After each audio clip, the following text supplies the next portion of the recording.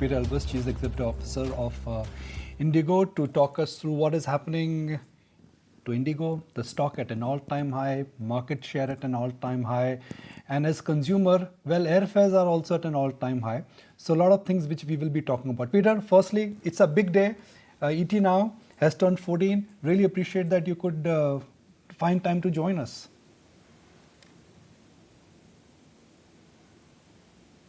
Yeah, good morning. Congratulations with 14 years of ET online. Congratulations, what wonderful achievement.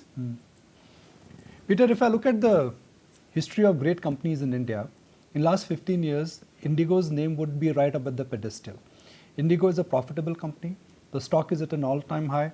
They are maintaining market share of 50% plus in an industry which is very brutal, which goes through swings of crude prices, COVID, and a lot of external factors.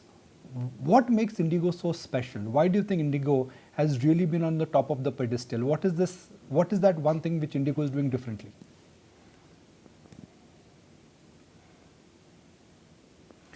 Well, thank you for such nice words and appreciation for what IndiGo has been doing over the past 16 years.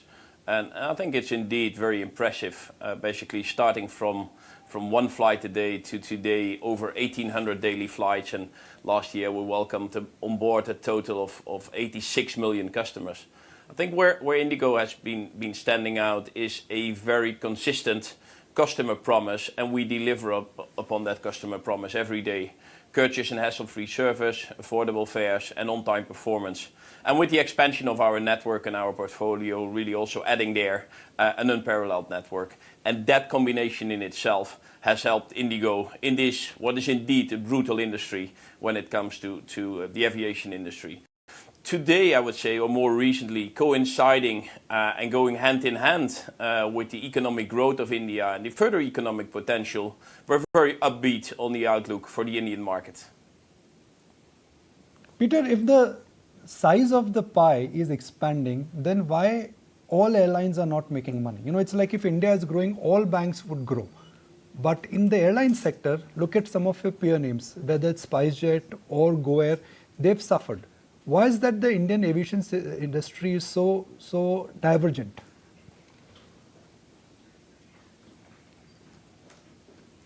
Well, I think we have gone through, like the aviation industry on a global basis, we've gone through a very tough and rough COVID time.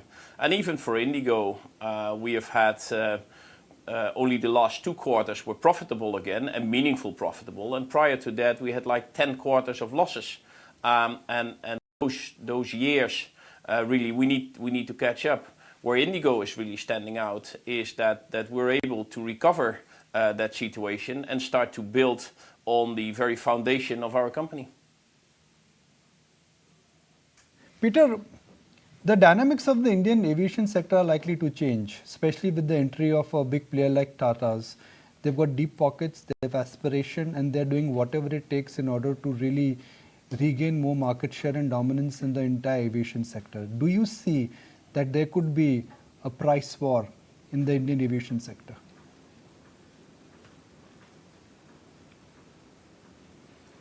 Well, I guess the Indian aviation industry is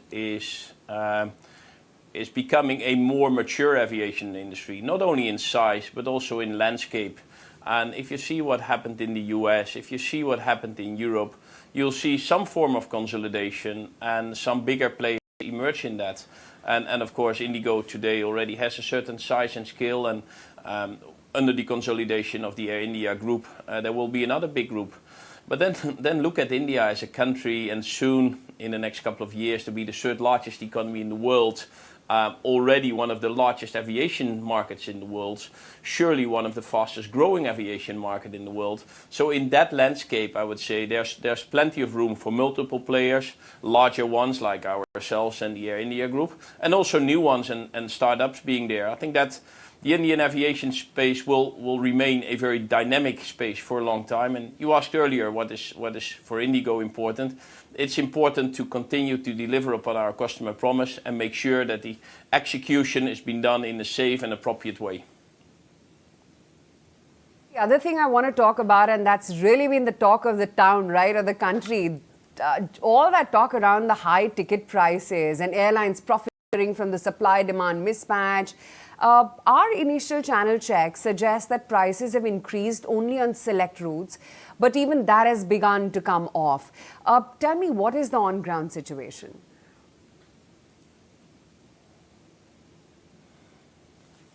Well, prices are always a dynamic equation, and that's not unique to India. You see that pretty much actually all over the globe. And if you see now some reports coming from Europe or from the US, where July and August are really the peak summer, you see prices going up there as well. So today's situation with fluctuations in pricing between high and low season clearly are there and will remain to be there. I think more recently, of course, the sudden disruption in terms of capacity deploy by the suspension of flying by Go, that of course has created some, I would say, temporary disruptions in capacity and consequently pricing. But as you rightfully so says, we're sort of coming to a situation where things are more stable now, and that will also mean that prices are stabilizing to that level. Tell me, has there been any communication from the government regarding adding more capacity, and especially, like you said, the unfortunate incident of Go First, and something on ticket prices to try and keep them at bay?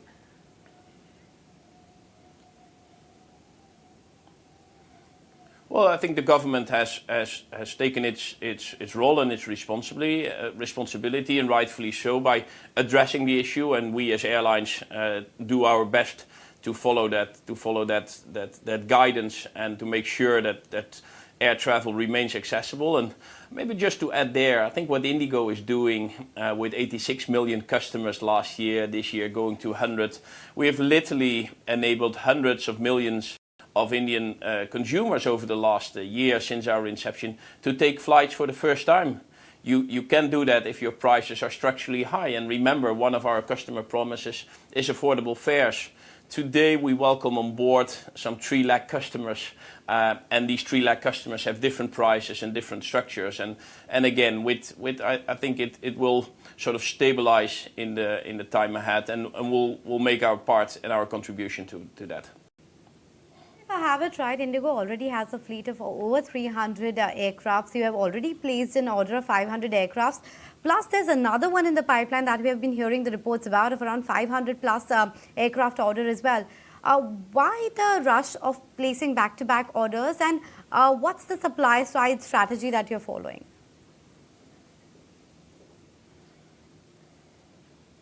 Yeah, well, maybe first, we're not commenting on any speculations, and I've read the very same reports as you've read, and we're not making any comments on speculations.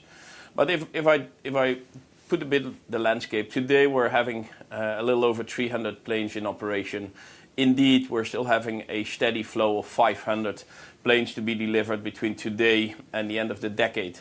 That means that IndiGo will pretty much double in size between today and the end of the decade.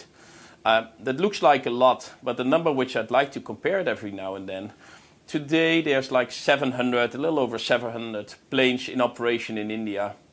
There's anywhere between 3,000 and 4,000 of planes in operation in China. So if you look at the growth of the Indian economy, if you look at the consumer spending of the Indian economy, if you look at the agenda of the government to bring forward India as an economy and to put its rightful place on the world stage when it comes to economic development, the growth of double digit and a growth anywhere around 15% year over year is foreseen also for the aviation industry.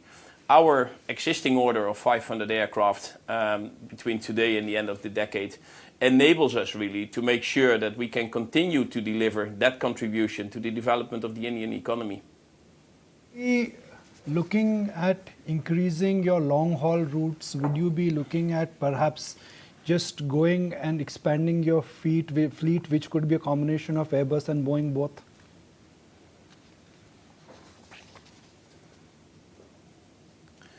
No.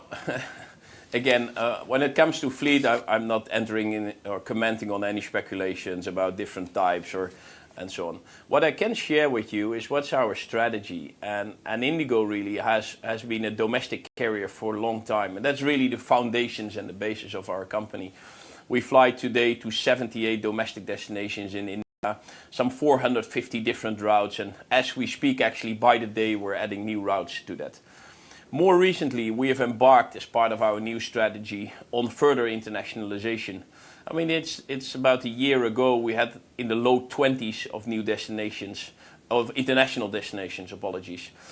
Then we moved up to 26. We recently announced another 6 new destinations, coming up to 32 international destinations, spanning almost like 100 different routes. So I think we're gradually expanding our international footprint. Again here, very much in line with the sort of growth of the Indian economy, the international trade, the foreign investments in India, and there's still within our existing fleet a lot of opportunities. We do have the Airbus XLR on order. That's a narrow body which can fly even longer, can bring us further into Europe, can bring us further into Asia, which means stations like Rome or Seoul. They will all be within reach. And actually we're taking the first steps now. The fact that in August IndiGo will be touching down in Africa for the first time, it's a big thing.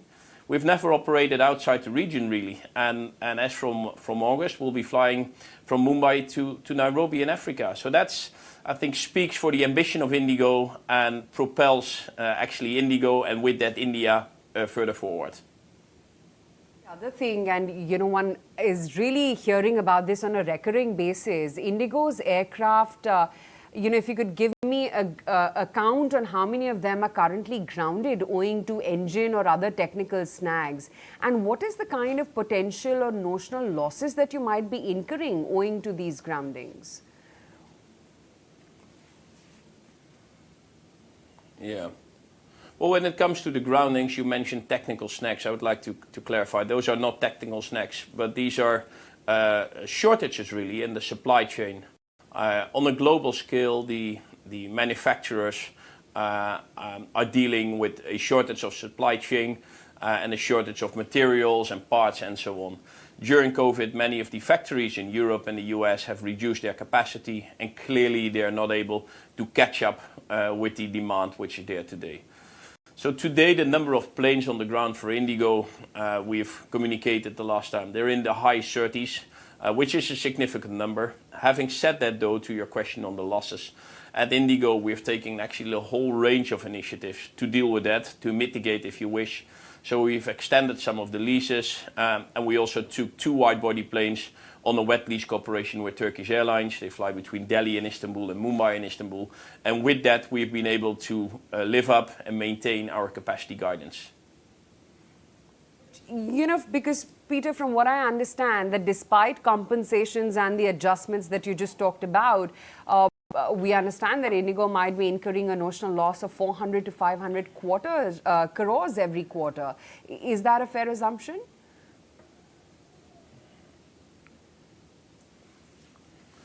We're not commenting on any speculations or suggestion what are the losses. We're discussing these type of things with the manufacturers involved.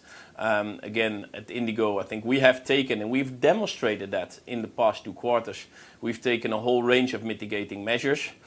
Just to remind you, we had 2 very healthy profits in the last 2 quarters. The third quarter of FY23 was even the highest ever. Quarter 4 tapered down a little bit, which is normal in the seasonal pattern. So I think we have been able to demonstrate that we have an ability to deal with that. But of course, we're having airplanes in order to fly them. And of course, we wish an increase of that supply chain. And yes, of course, we're discussing with the manufacturers how to deal with this situation. And what is the visibility that you have right now? How soon do you think the supply chain for engine parts will be normalized? Well, again, that's really a question probably more for the manufacturers. I think where IndiGo is in a relatively better position than some others, and let me circle back to your earlier question on the fleet order, is that we do have this existing fleet order from 2019 and even 2015 with a steady flow of aircraft coming in. So we have still for the remainder of the year some 40-ish aircraft to be delivered, and even next year again a significant number of aircraft will be delivered. So by having this timely order which was placed prior to COVID, at least we have a steady flow of new aircraft coming in, and that makes that, yes, we continue to discuss with the OEMs, we continue to push to getting the parts and making sure that the supply chain gets up and running, but we have taken mitigating measures on the one hand side, and we have a steady influx of new aircraft on the other hand side. Quickly, a two-part question. Of course, your market share had jumped to over 60% on account of the temporary issues of Go Air, etc. What would be the sustainable number, A? And secondly, you have 12,000 crore cash lying on your books. What's the deployment plan?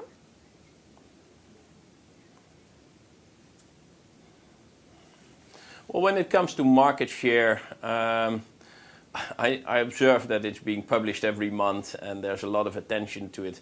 I can assure you that within IndiGo, we focus on our operation, serving our customers, expanding our network and executing our strategy. And the market share is really an outcome of that and not an objective in itself. And we have seen it. I've seen the figures now for May. Last year, at one point in time, there was a similar a number, then it went down, now it went up again. So these market shares are fluctuating all the time, and again, we are not having any firm objective or any sort of a number what it should be or where it should go. We believe that if we execute our strategy, if we service our customers, the people will choose for us and we are able to move forward. When it comes to the cash, I think we were good to have such a cash position during COVID. Again, the airline industry, and especially in a highly competitive market as India, it is good to have that cash on the accounts, to making sure that we have a buffer and are we prepared to deal with some unexpected disruptions, which always happen in the industry. And of course, going forward, we continue to evaluate if we do more or other things. Last but not least, I think we start to invest a lot. Of course, we postponed a lot of investments when it comes to digitization, using artificial intelligence in some of our internal systems and tools. So we start to invest in a lot of further digitization on that. And that was sort of paused during COVID and is an important part, again, especially in light of the fact that we'll double our company in the years to come. Peter, really appreciate your time. So glad you could join us and find time to discuss the dynamics for IndiGo, why and how it is really moving and what is making the company so unique and different.